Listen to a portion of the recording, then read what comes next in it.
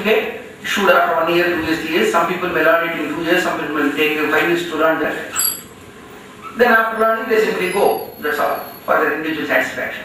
Can we call this an educational institution?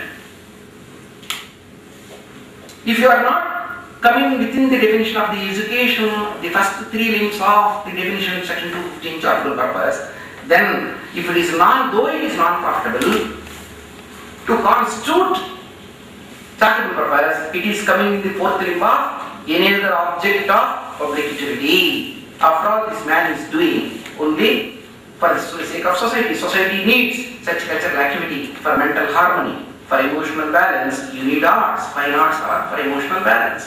Age-old practice. So this man is doing for society's sake, and he promoted it as a society, non-profit motive. But if you collect the fees, such fees have exceeded 25,000 rupees, so it's 25 lakhs for the current year. So it loses the exemption. Though it had exemptions, say, let us say, only registration earlier, and section 11 exemptions were being utilized all these years. Sir? Running of mess in the school is profitable or non-profitable? Chapter. So what? Let the members, after hearing me, let the members answer, sir. So, a school is, my senior member says, a school is there, for the students a mess is also run. Is it a profitable institution? Can we call it or not? He says. Charitable. Only to students. So, first thing I said, what is the dominant object? What is the dominant object of education? To impart education, you cannot ask all of them, you come in the morning with the carrier in your hand and then eat your food and then go. Sometimes you have to provide shelter, food. So food and shelter, when it is a necessity in the furtherance of that education, definitely it is incidental to attain the main objective. For the incidental thing, is it profit oriented or not? For example, you run a mess, majority of the colleges, what they do, dividing system, monthly mess bill. They collect the first initial deposit. After the end of the month only, total expenses divided by total number of students, they do it. Then there is no question of profit motive. So you need not maintain any separate set of books of accounts. The main school itself can have, for example, all the main colleges running the buses. Some colleges collect higher, more amount than what they pay the bus fare. Buses are all outsourced, let us say. So if they collect less than the cost, there is no question of profit element, no separate books of accounts, no profit motive. But you are collecting more than the cost. You are paying the bus owner, say 50 students, 50,000 rupees per month. Whereas from the 50 students you are collecting 60,000 rupees. So if you when you are collecting more, definitely it is profit oriented. Not in 1 month incidentally you have got the higher income. Consistently you are getting it. Then a higher income is intentionally when you are getting. It's a business motive. An activity though is incidental to attain the main activity. If it is profit oriented, separate set of books of accounts have to be maintained and audit has to be carried out. So this is the condition under income tax. So what I would like to say, when we are promoting the trust or society, what is the objective, what is the activity that they are going to take after the formation, we should keep in mind, we should draft the basic document keeping these provisions in mind.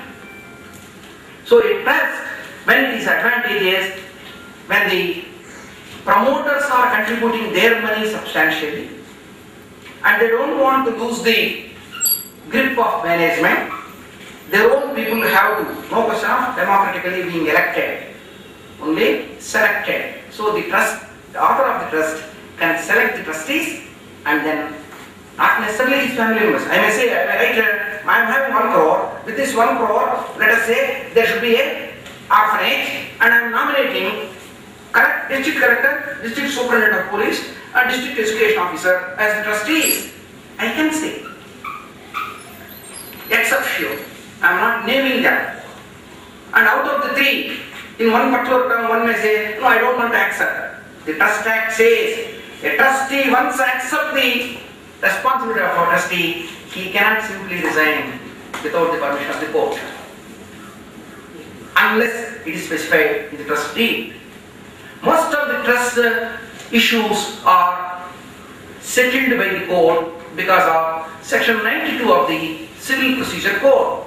Section 92 of the Civil Procedure Code says the district court is the authority to regulate the public charitable trust whenever there is conflict of interest. So the trustees or anybody who is interested in the trust can go to a district court, say for example an engineering college is quoted as a public trust. One family members are running the trust. Suddenly in the newspaper I found the main author of the trust son, young trustee, is doing all illegal things in his personal career, not in the trust. So still his name is there as trustee. I can approach the district court under section 92 of the Civil Procedure Code and say, this is a public trust. A person without character is there as a trustee. Please remove him. Court is obliged to consider my application and pronounce the judgment, most probably in my favor, removing that fellow from the post of trustee, because it is a public trust. Anybody is interested, public. So that is the section 92 that governs, especially the advantage of the trust is only the management, but the disadvantage of the trust is, once the trust is floated, even the author of the trust or all the trustees together cannot amend, substitute, alter the objects of the trust. If the given objects are becoming impossible for performance, then also the trustee should approach the local court and with its permission only they can change the objectives. So by drafting the trust deed, you should keep in mind in such a way the trustees are given the power of executing any supplementary deed, to be subservient to the main objectives, to come out with any ancillary activities and objectives, to frame the rules of regulation from time to time. You reserve the right of amending, substituting in the main trust deed itself, so that in the days to come you will not have the embarrassment of approaching the court and getting the court's permission. That's how the trust deed has to be drafted. Whereas in the case of society, you should draft in such a way, let us say, the society shall have three types of members: patrons, life members, ordinary members. Patrons are those who contribute 10 lakhs and above in their lifetime. Life members are those who contribute 1 lakh rupees. Ordinary members are those who contribute 10,000 rupees per annum. The executive shall be elected in such a way: 1/3 shall be the patrons, 1/3 shall be the life members, 1/3 are the ordinary members. And once in 5 years, not more than 5 years, executive shall change. So once in 5 years the election will be there. Among the existing executive, not more than 1/3 shall be retired. So only 1/3 will retire. So that so easily an outsider cannot become a member, cannot come to the executive. You draft in such a way, safeguard the interest of the promoter. So that's how the society's bylaws can be drafted. In the case of society, objects can be changed by 3/4 majority in the AGM. You can call for an AGM just like a limited company and then change the objectives. We have to draft, we have to choose the entity. As I told you, the important aspect of the Income Tax Act is, on the principles of mutuality, certain associations' income is not taxable. There is no specific section of section 10 or not by virtue of registration of the 12A and section 11 exemption. There are court decisions, landmark decisions you can find in the case of a Clem's Ford Club, Bunty Ford Club, where the Supreme Court held, if the members themselves are contributing for the income, members are the source of that income and members are the beneficiaries of that income, then there is no question of taxable income, though it is a separate entity. For example, all your social and cultural clubs, though you register under the Societies Act, members play cards, members take dinner, because presidency Club, Andhra Club, Gymkhana Club is not for the public benefit. It is only for the members' benefit. So, if it is for public only, charitable purpose will come. Definition 215 is applicable. It is not for public, it is only for the members. Then it is not a charitable purpose. Then once it is not a charitable purpose, the normal heads of competition will come. Not the Chapter 3, the Income Tax Act, Section 11(13) is not applicable. Now, shall we go for computation? No. Because the rent is given by the members. Who are the owners of the building? Members. Who are giving the rent? Members. To whom the benefit will go? Again to the members. So on the principles of mutuality, for such organizations, there is no necessity of filing any return. But nowadays it is becoming a little bit difficult to claim this exemption unless we are careful in preparing the accounts and finalizing the accounts and then submitting the return for various reasons.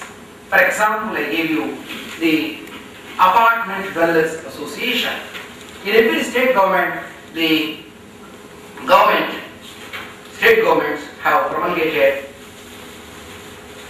Apartments Development and Regulation Act. In Andhra there is an act. The origin is Maharashtra in 77 or 78. Maharashtra government has promulgated, and in Tamil Nadu is there such act? Apartments Development and Regulation. In Andhra it is there. In Karnataka it is there. Karnataka is there. Every state government is there. So majority of us live in the apartments, but we don't know that there is an act that regulates our dwelling. There is an Apartment Development and Regulation Act. So that says builders should form an association.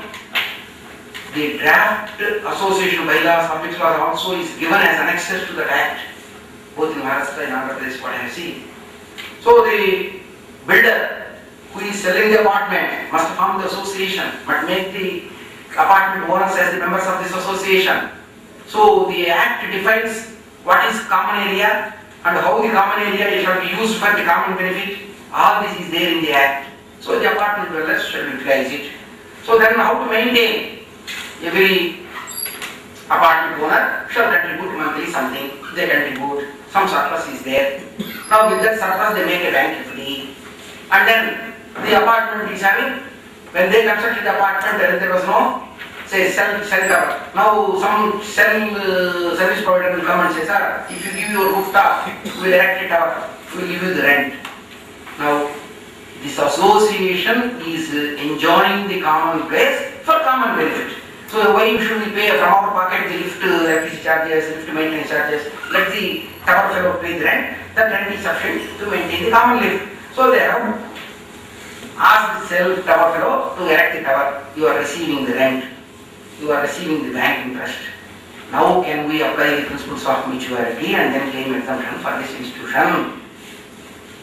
Sir, please. Because AC is such a good ambience. If I don't go on speaking, slowly you will fall. Slowly you will fall. So, asleep. So, sleep is such a beautiful thing. You will not invite or you will not go into it. You will fall into it. That's what the English word says. So, I don't want you to fall, please.